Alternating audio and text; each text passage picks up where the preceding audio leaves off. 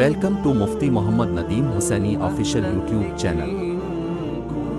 مفتی صاحب کے چینل کو سبسکرائب کریں تاکہ ہر آنے والی ویڈیو سے باخبر رہیں۔ حضرت عمر بن عبدالعزیز رحمہ اللہ تعالی نے اپنے گلے میں ڈالنے کے لیے ایک توق بنا رکھا تھا۔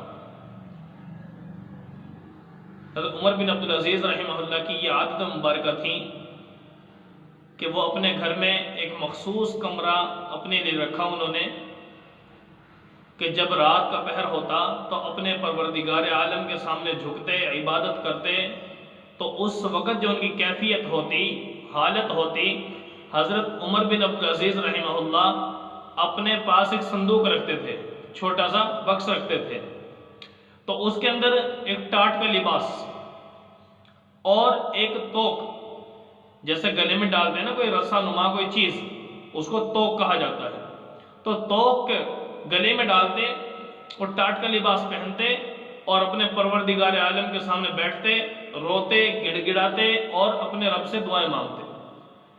آخر یہ کیوں پہنتے تھے؟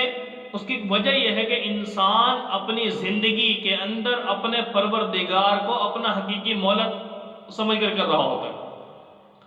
جیسے کسی کے گلے میں کوئی ہار ڈالتے ہیں، ٹھیک ہے، وہ خوشی کا ہوتا ہے، لیکن اگر گلے میں توق ڈال دیا، رسا ڈال دیا، جیسے جانور کے گلے میں ہم ڈالتے ہیں نا، تو مالک اپنے جانور کو اس رسی کے ذریعے جو گلے میں باندھی ہوئی ہے جدھر مرضی کھینچ لے۔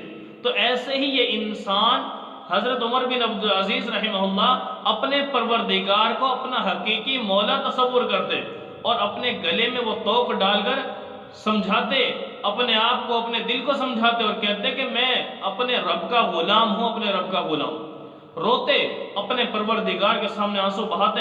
روزانہ کی حضرت کی یہ کیفیت ہوا کرتی تھی۔ کاش کہ وہ خوف خدا جو ان کے دل میں تھا اللہ تعالیٰ اس کا ذرہ ہمیں بھی نصیب فرما دے۔